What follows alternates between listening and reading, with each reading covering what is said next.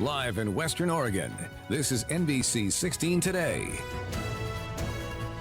Good morning, and thank you for waking up with us here on NBC16 Today. I'm Zach Bruhl. And I'm Angela Yamamoto. We'll get into all of your top stories shortly, but first, we're checking in on this weather, and I just flung Zach across the studio. Off to the weather center I go, I guess. So it's like some magic coming my way. It's a pretty nice start to the day. Goodness, that's a beautiful sunrise shot over Roseburg. That tower cam wins every single day. It's got the best shots. My goodness. I'm going to just talk about this for a minute instead. Just kidding. They don't pay me for that.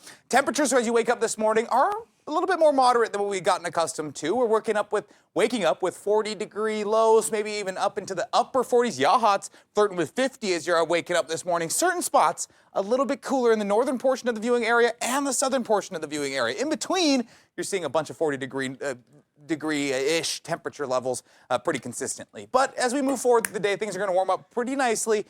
But we do have some chances at some wet weather making its way towards us in the next 24 hours or so. I'm not going to say it's going to be today. It's more likely tomorrow than anything else. The power plant will give us kind of a look at that. You can see tomorrow morning you're seeing a big chance at some rainfall. Temperatures, though, not going to get quite as warm as they did yesterday or the day prior. And overnight, not going to get quite as cold either. We'll break down the reasons why that's going to be the case in my full forecast coming up in just a few minutes. Angela?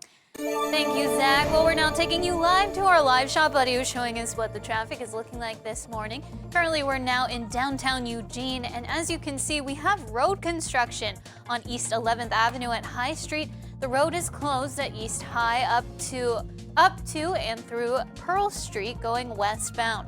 And you'll have to use another alternate street to go that way. And there is a hole in the road near the crosswalk that's covered by steel plates.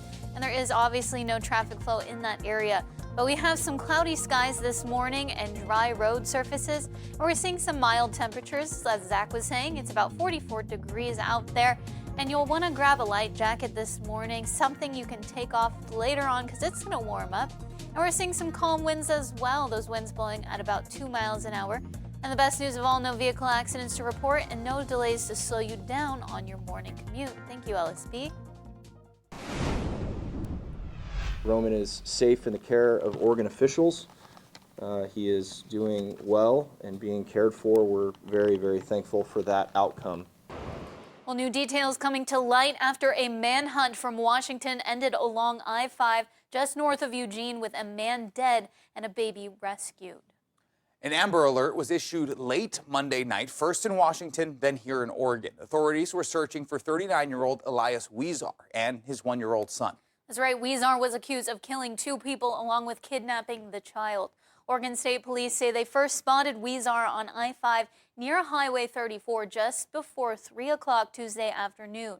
Now, troopers tried to initiate a traffic stop, but Weezar fled, leading to a high-speed chase on southbound I-5. Yeah, after a minor collision, Weezar lost control of his vehicle with gunfire, was then exchanged in that location.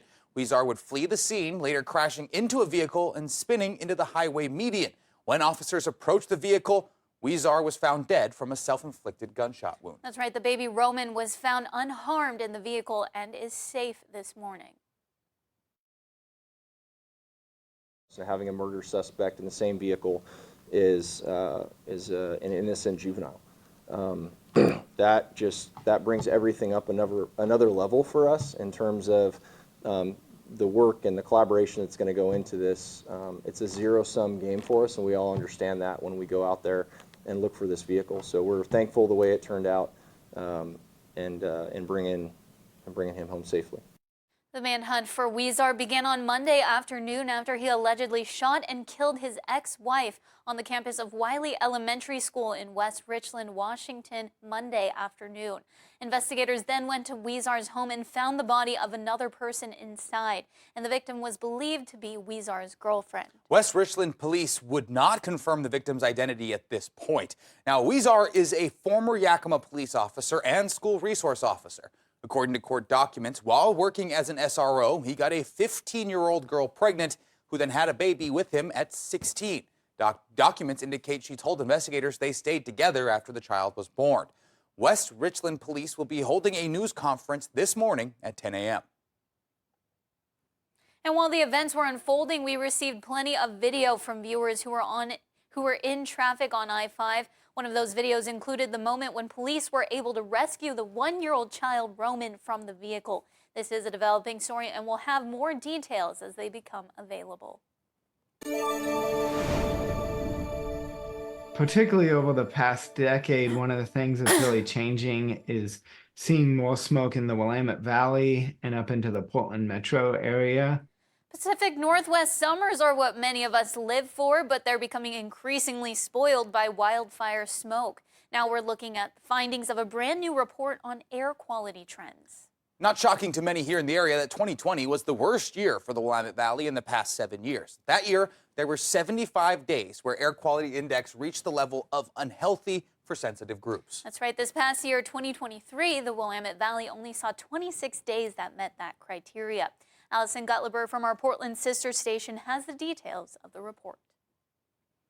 Overall trend, if you look at over the past decade or so, you're seeing more smoky days in the Portland metro area. A new DEQ report shedding light on an increase in large wildfires and their impact on Oregon's air quality over the last decade. A DEQ spokesperson says they have seen a rise in the number of days that air quality index values are unhealthy for sensitive groups or worse.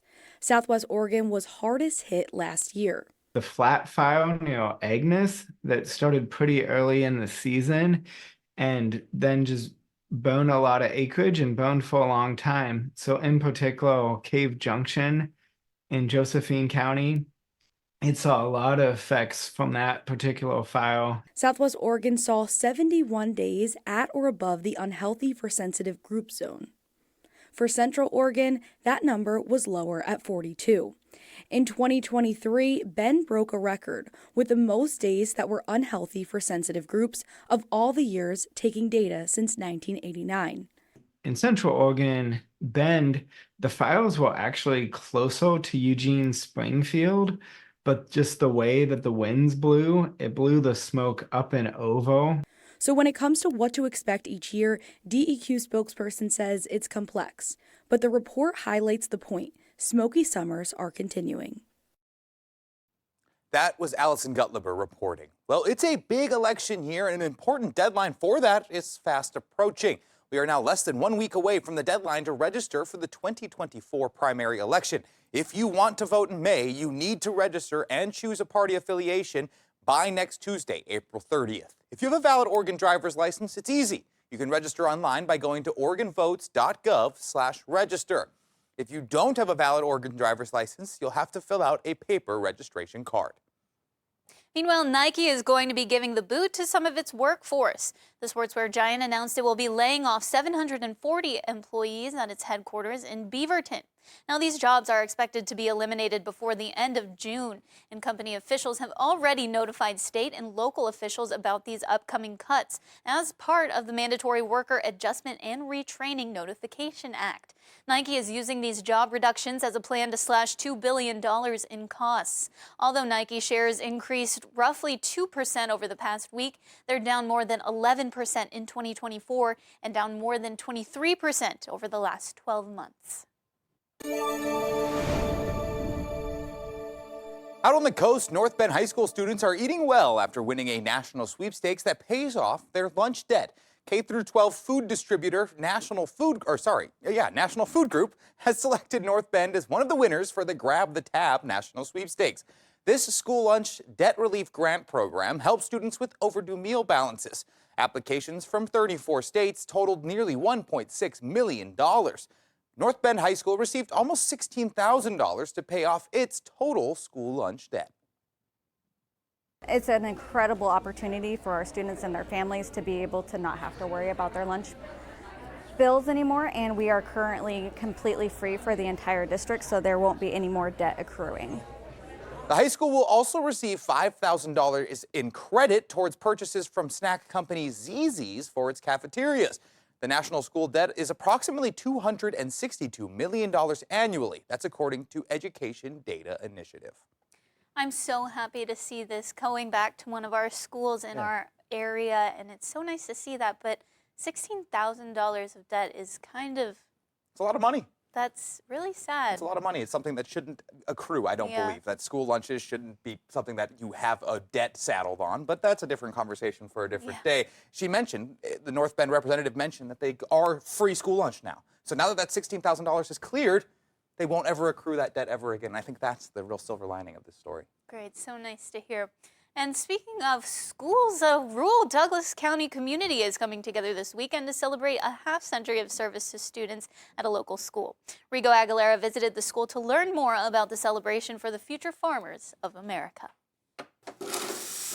At Days Creek Charter School, the local Future Farmers of America chapter are ready to celebrate their 50-year anniversary. That chapter began in March 1974 when local resident Mark Hoffer teamed up with the other school staff to create the FFA program with a major focus on leadership in agriculture. I'm hoping in the next 50 years this program continues being a hands-on learning experience for kids, and that the kids are involved in everything and anything. They don't have to win to be successful, they've got to just be involved. Hoffer says the program's success comes from the strength in the community of less than 500 people. The group dynamic and bond also plays a big role in their success, according to the FFA members. Many of them see the 50th anniversary celebration as the perfect way to cap off the group's past and future. I'm actually pretty surprised that we're celebrating the 50th anniversary here. I'm super excited because this is a pretty big banquet that we're having, and I'm pretty happy. One thing every member has in common is their support for their FFA advisor and teacher, Jonathan Lopez. Lopez has been leading the chapter for more than 3 years. I know it's been quite the challenge for these first 3, but what I've been proud of myself in is making small, continuous changes that make it better, and I'm hoping to make a larger impact in Days Creek in the next few years. The 50th anniversary celebration will take place at the charter school with school tours taking place from 2 p.m. to 3:30 p.m. Reporting in Roseburg, I'm Rigo Aguilera.